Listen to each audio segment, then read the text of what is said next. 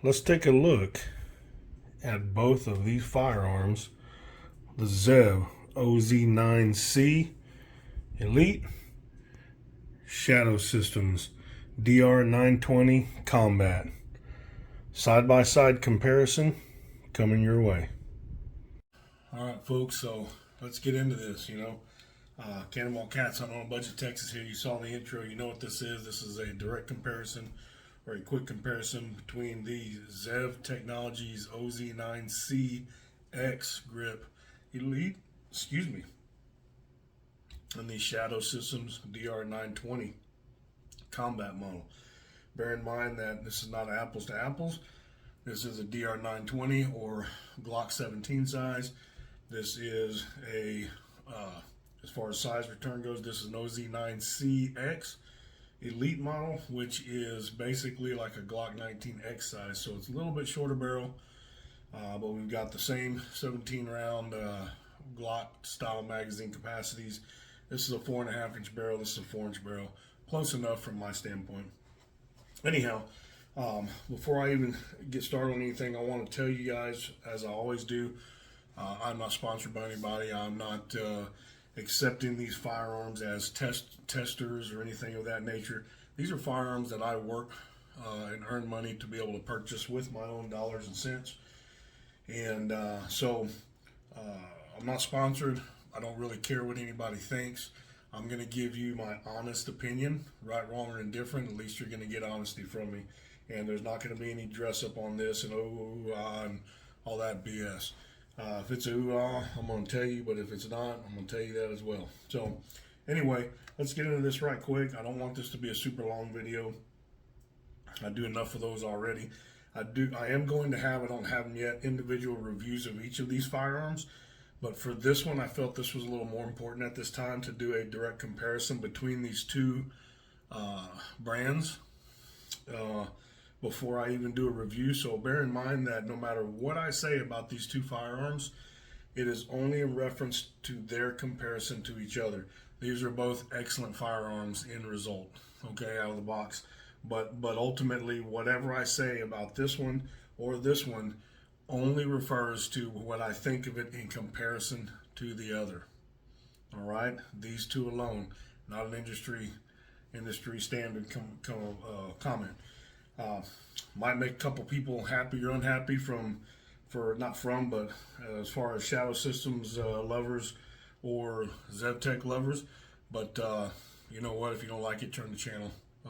It's just the way it is, man. I'm going to be honest and from my opinion and based on my experience, and that's all I have to go by. You have yours.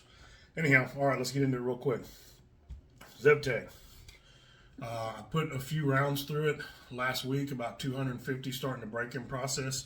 I put another 100 rounds through it today. A week ago when I put 250 through it, I had a number of malfunctions, mostly some failure to extracts. But other than that, it ran pretty good. It never had a failure to go in the battery. It never had a failure to feed. And I have not polished and thrown the barrel. I run it just as is. I just clean them when I get them because they have all that factory grease and crap on them. Anyway, but it had a putrid 5 to 5.5 pound trigger last week on that 150 rounds, or excuse me, 250 rounds.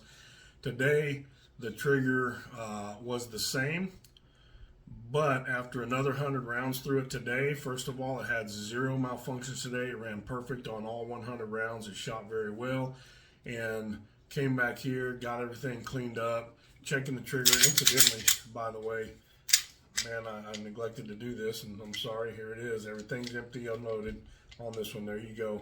Let me jump back and do this one right quick.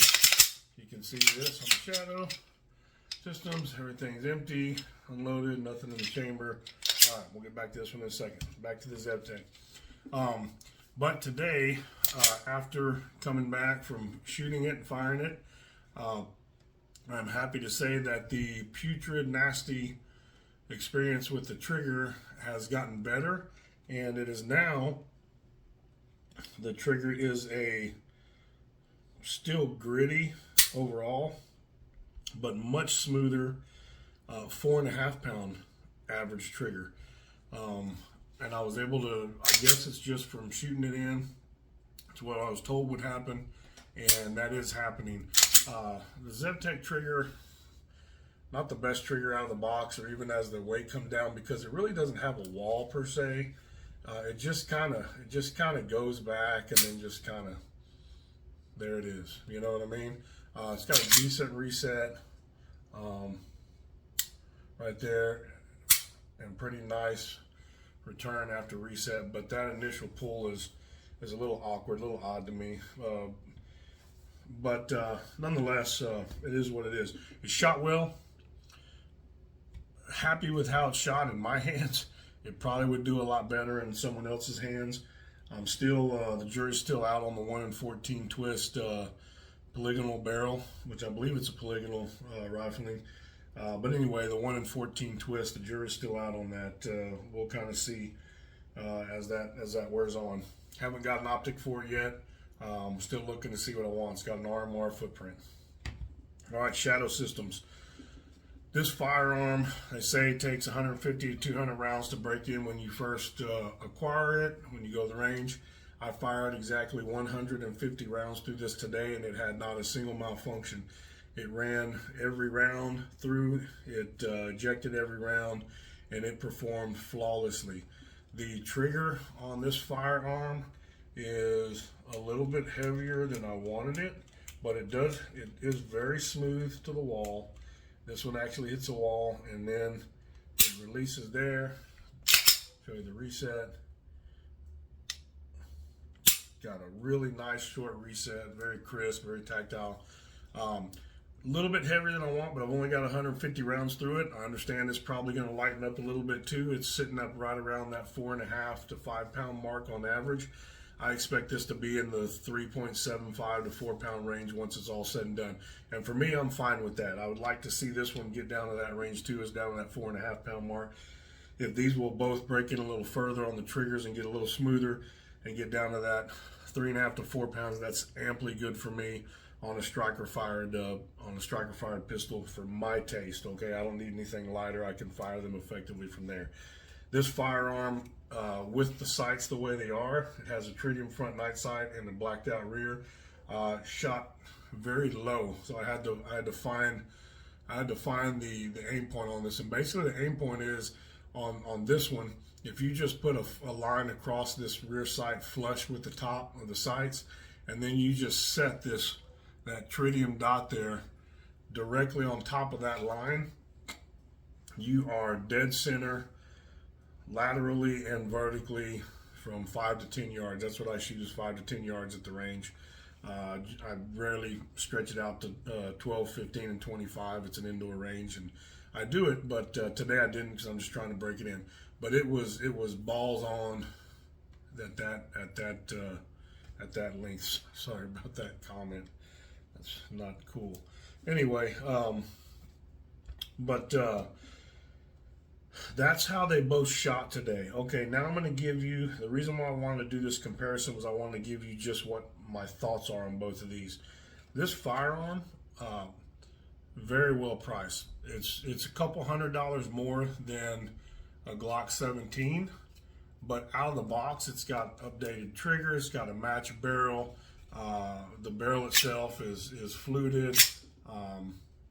This one is that tin bronze color. Comes in black and so forth. Anyhow, very nice serrations. You can read about the optic mount here. It takes multiple different optics, different footprints and so forth, without the use of an adapter plate, using spacers and such. One of the best in the industry from what I see. I have no experience with it yet. We're going to find that out. The grip module, opportunity to change the grip module. I'm going to change this out to a lower setting to get a little bit more with that flatter profile, but it's a very comfortable grip. It's a very light firearm, comes in a few ounces lighter than the Glock, I believe, but man, it shoots extremely well. It's very accurate, and I am extremely pleased with it. This is my second outing with this firearm, of course, as I stated, and it's a little bit different grip profile. It's very, very wide and squared off. Not quite. I like the way this one feels better. I like the stippling better, and I just like the contour. It just feels a little better. But this is a very nice firearm. Here's my situation. This firearm, and you can look up the prices, but this firearm here is well under 1K. This firearm comes in at just under 2K. I purchased this firearm a little bit back before I had this one, and I thought, boy, ZevTech, what a name! It just flows, man. It's got to be good, right? They've been making all these parts for Glock, and I mean, everybody wants to run ZevTech, man. Just such a sexy name, right? But I'm gonna tell you, the gun's really nice. But if I had known then what I know now, and this is why I'm gonna piss off a couple people, I would have bought 2 of these and then been able to go buy a couple hundred rounds of ammo for what it cost me to get 1 of these. I'm not saying this is not worth the money.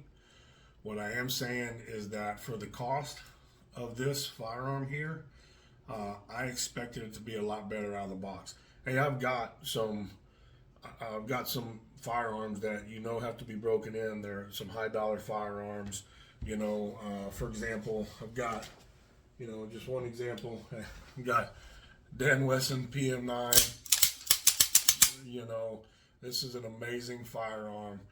Very hard to beat. One of the best out of the box firearms. Still takes some break in, but this firearm costs every bit as much as that. And yeah, it takes some break in. I know that, just like this will, and I know that. But this firearm at that price was amazing out of the box already. It just took some break in to make it even better. This firearm was not amazing out of the box. It's getting better, and I'm hoping that after a few more hundred rounds, it'll be amazing. We'll see. But, looking back and knowing what I know now and seeing this one and having experience with this Shadow Systems DR920, man, this thing, for the price, for just barely more than a Glock 17, with all the upgrades that the Glock doesn't have, man, this was amazing out of the box, and I'm excited about how much better it's going to get. So that's all I'm trying to say. I'm not trying to dissuade anybody from buying any certain firearm. I love them both. I'm glad I have them both. I'm just giving you my input of how I may have done it had I had a little more information and knowledge as I do now back then when I purchased this one. This is a very nice gun. It's a very nice gun. I expect it to get a lot better, though. I expect it to get a lot better. This one's a very nice gun, and I know it's going to get better, but it doesn't have to get a lot better to be as good as it needs to be. That's how much I like this firearm, this Shadow Systems DR920. Not to mention the price. The price is just unbelievable, man. Anyway, that's what I had, folks. Again, I'm going to do an actual individual review on both of these where I can dig a little more into the firearms themselves, give you a little bit more information about the ZevTech, a little bit more information about the Shadow Systems. This was just a quick, brief overview comparison of how they both fired, and my thoughts and how I feel about both of them at this juncture, and after having a little bit of a break-in period on this one and a couple of sessions with this one. Again, both of these firearms are extremely accurate and are better than I will ever be. But that's where I'm at, and they have a lot of great features. I'll get into those at a later date. If you have any questions about either one, let me know. This one is quite a bit heavier, I will tell you, than this DR920. It's probably because of the steel modular chassis that these ZevTechs come with, but it feels quite heavy in the hand compared to the Shadow Systems. The Shadow Systems is very light. They're both snappy. They're both very snappy, but very quick on reacquiring the target. This one, the combat model does come with a mag well and the different grips. I'm going to be replacing the grip, and I'm going to be putting the mag well on here, and going from there. I may end up at some point changing this sight out for a little bit lower sight, but I don't know. With it being as tall as it is, and me now having the picture of where it needs to be for it to fire on target properly at the right elevation, I know you can pretty much almost co-witness with these. I want to say they call a third co-witness as they are.